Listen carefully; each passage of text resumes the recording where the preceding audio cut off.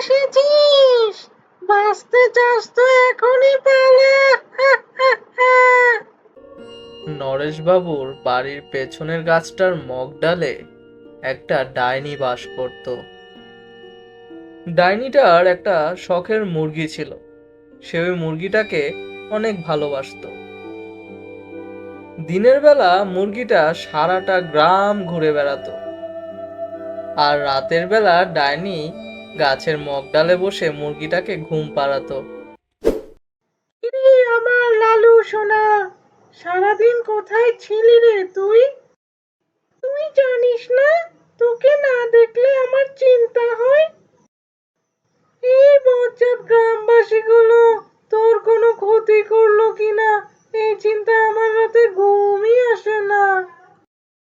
কুকুরুকু, কুকুরুকু,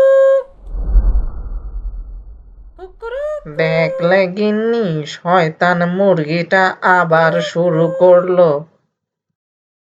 হ্যাঁ হ্যাঁ, রোজ রাতেই তো একই কাণ্ড। সারাদিন হাড় ভাঙ্গা খাটুনি করে এই বজ্জাত মুরগির জন্য তো ঘুমাতেই পারি না। এভাবে চলতে থাকলে তো বেশ বিপদে পড়বো গিন্নি।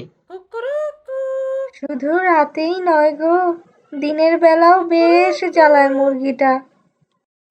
আর একটা লোকও এই ব্যাপারে কোনো ব্যবস্থা নিতে রাজি নয়।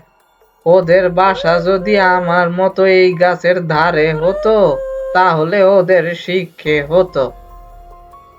ওই ডাইনির ভয়ে কেউ কিছু বলতে পারে না গো। বাদ দাও তো, ওই ডাইনিকে এত ভয় পেলে চলবে না। এবার যা করার আমি করব।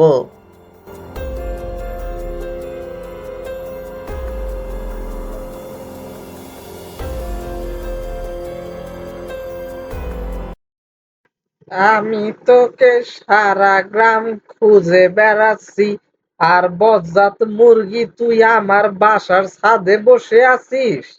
আয়, নিচে নেমে আয়। আহ আহ। তারপর নরেশ সেই মুরগিটাকে বিষাক্ত খাবার খাইয়ে মেরে ফেলে। আজ 2 দিন হয়ে গেল আমার লালু সোনাকে পাচ্ছি না। আমার মনে হয় এই শয়তান গ্রামবাসী গুলো আমার লালু সোনাকে মেরে ফেলেছে। আমি এর প্রতিশোধ নিব। আমি এই গ্রামে আর কাউকে মুরগি পালতে দিব না।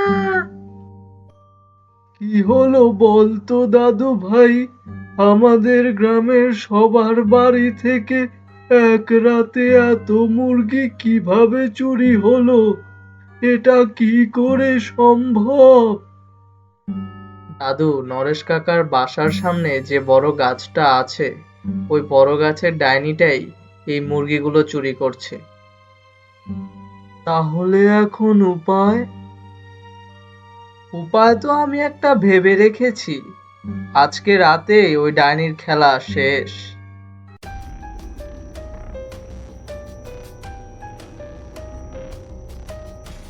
এই তো, আজকেও আরেকটা মুরগি পেয়ে গেলাম। এটাকেও মেরে ফেলবো। নগেন, জালটা ছুঁড়ে মার ডাইনির গায়ে। বাঁচাও, বাঁচাও,